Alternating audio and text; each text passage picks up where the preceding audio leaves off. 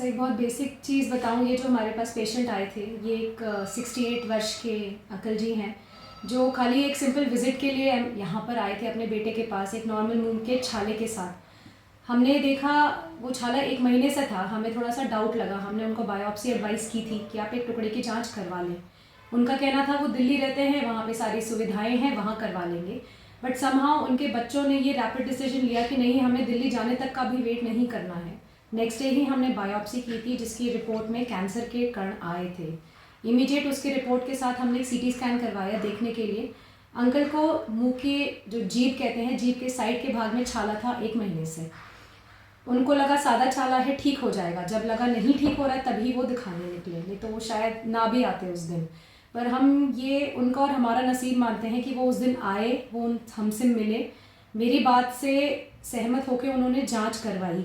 और जांच करवाने पे जब कैंसर आया तो उन्होंने इमीडिएट डिसीजन लिया ये ट्रीटमेंट लेने का। दिल्ली और जगहों पे भी उन्होंने ट्रीटमेंट का सोचा था, बट वहाँ पे ट्रीटमेंट की डेट्स बहुत देर की आ रही थी। कुछ लोग होते हैं जो शायद वेट ही करते रह जाते हैं। इनकी फैमिली ने ये डिसीजन लिया कि हमें आगे बढ़ना है, और कल ही हमने एक सर्जरी करी है जिसे वाइट एक्सिजन लोकल ग्लॉसेक्टमी कहते हैं।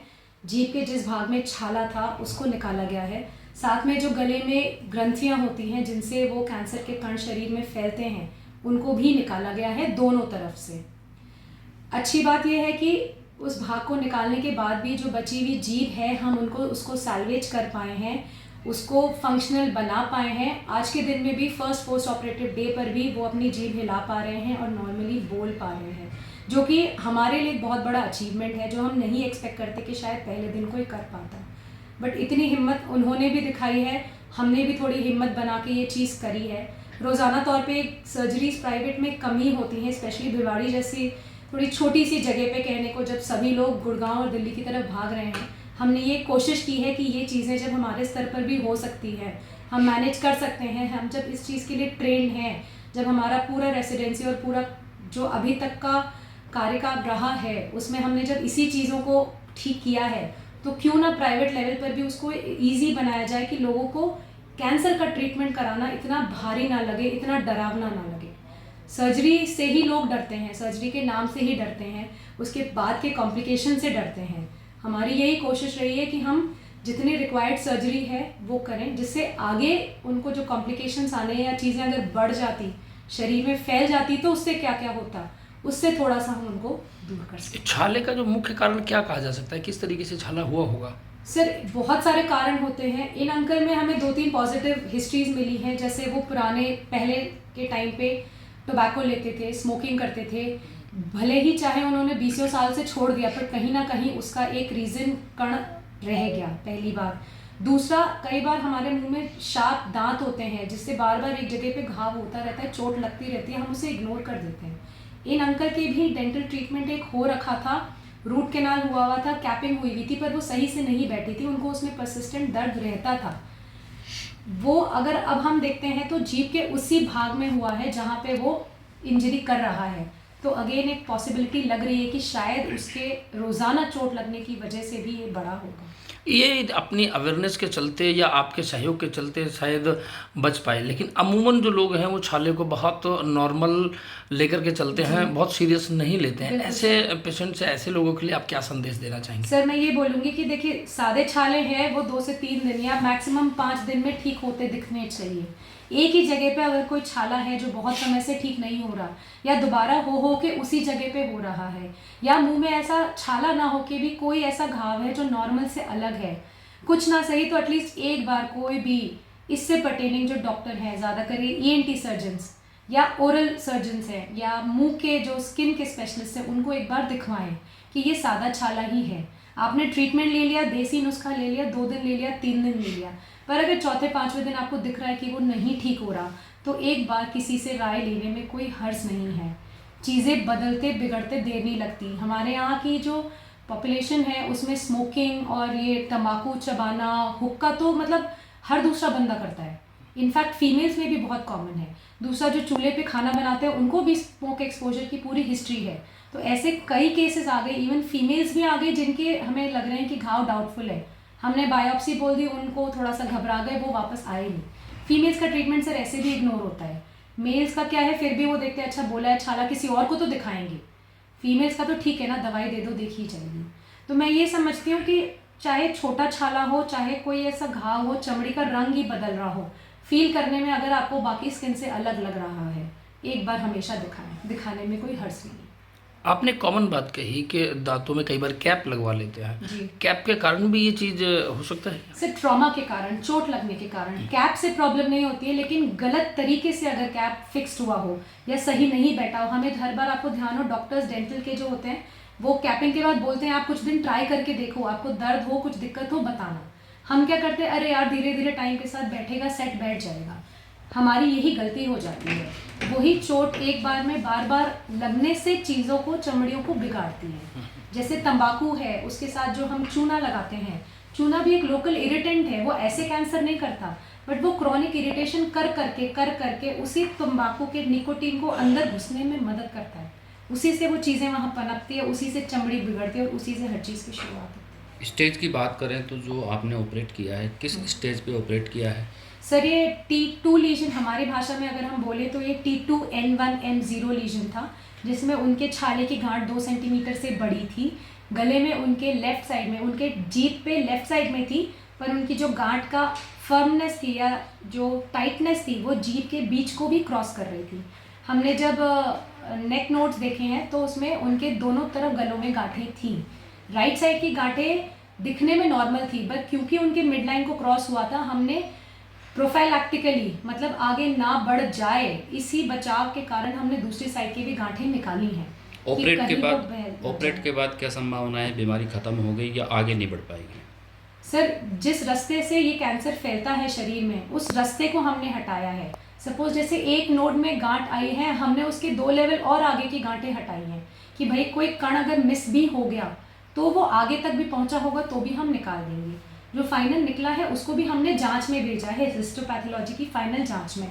अगर इस रिपोर्ट में आता है कि नीचे की गांठों तक भी पहुंचा हुआ था, तो इनको पोस्ट ऑपरेटिव टाइम में रेडियोथेरेपी भी दी जाएगी, जिससे कोई बचा कुचा कण अगर रह गया तो उसको खत्म किया जाए। मैम आम व्यक्ति की भाषा में बात करें तो ये जो गांठ थी जो आपने निकाली है, ये आम छाले से किस तरह से अलग थी?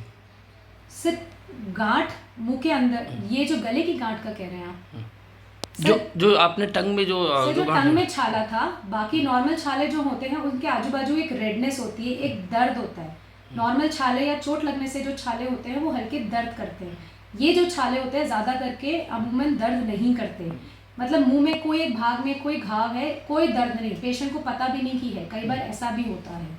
ज़्यादा करके उन जगहों पर जहाँ पे लोग तंबाकू दबा कर रखते हैं, क्रॉनिक इरिटेशन वहीं पे होता है। आप फील करेंगे उसको तो वो आजू बाजू की स्किन से अलग सा कड़क फील होगा।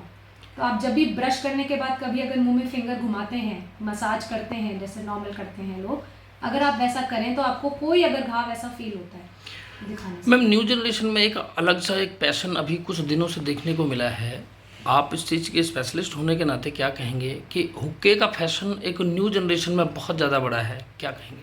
सर मैं यही बोलूँगी कि जितना नुकसान स्मोकिंग और बीड़ी देता है उससे एक स्टेप आगे ही हुक्का देता है। हुक्का प्लेन स्मोक के अलावा भी लोग बहुत सारी चीज़ें उसमें मिलाते हैं जो गैर कानूनी भी हैं, पर शरीर के लिए नुकसानदेह है, इसीलिए गैर कानूनी है, क्योंकि उनका गलत फ़ायदा तो नहीं बोलूँगी, वो नुकसान ही उठा रहे हैं। इस समय जितना टंग का हिस्सा निकाला गया है, क्या वो आगे बोल पाएंगे, बोलने में किसी सर बिल्कुल। अगर आप पोस्ट ऑपरेटिव देखें, अगर देखी जाए तो जीभ का 2 हिस्सा होता है, आगे और पीछे। आगे के भाग का भी हमने 2/3 से भी कम हिस्सा निकाला है, जो हमें एक फ्री मार्जिन रखनी पड़ती है। सिर्फ छाला नहीं निकाला जाता, उसके आजू बाजू 1 सेंटीमीटर का हमें मार्जिन रखना रहता है, जिससे कोई कण अंदर रह ना जाए। तो उसके बाद जो बाकी बची है जीभ, उससे रिकंस्ट्रक्शन हमने किया है। उससे जिस तरह से अभी आप पोस्ट ऑपरेटिव में अगर आप उनसे मिलेंगे देखेंगे तो वो जीभ अच्छे से हिला भी पा रहे हैं और बोल भी पा रहे हैं। जैसे जैसे घाव भरेगा ये चीज़ और बेटर ही होगी। फिलहाल हमने उनको नाक में एक नली डाली है जिससे वो खाना पीना ले रहे हैं, मुंह से नहीं दे रहे जिससे इन्फेक्शन ना हो, पर आगे अगर सब सही रहा तो 5-1 दिन में हम वो नली भी हटा देंगे और मुंह से उनका खाना भी शुरू करेंगे। इस पूरे ऑपरेशन में आपकी कितने लोगों की टीम आपकी लगी और किन किन का सहयोग रहा? सर हमारे साथ हम टोटल 4 या 5 जन थे, जिसमें 2 मेन ऑपरेटिंग डॉक्टर्स थे।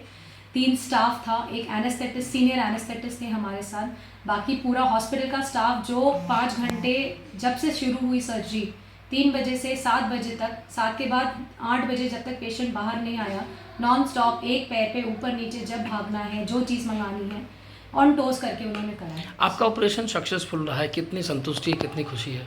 सर ऑन टेबल ऑपरेशन ख़त्म होने के बाद बहुत सेटिस्फैक्शन रहा। जैसे हम एक्सपेक्ट करते हैं हर चीज़, हर गांठ जैसे निकलनी चाहिए थी, जीभ का भाग जैसे जुड़ना चाहिए था वैसे बैठाया है।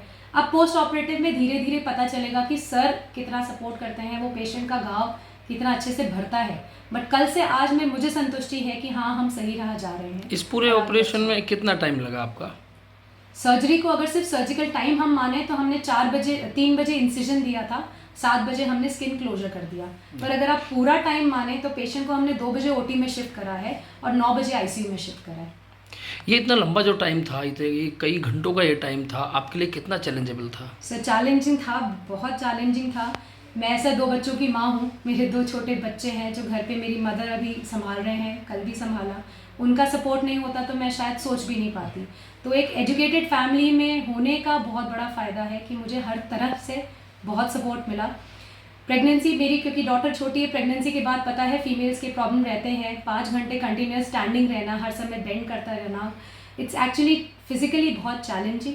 तो उस हिसाब से मैं बोलूँगी बाकी स्टाफ भी जो ऑन टोज रहे उनके लिए भी बहुत चैलेंजिंग रहा, हमारे लिए मेंटली भी फिजिकली भी बहुत ड्रेनिंग था। सिंगला हॉस्पिटल प्रबंधन की बात करूं तो कितना सहयोग रहा, किस तरीके से आपको मोटिवेट किया?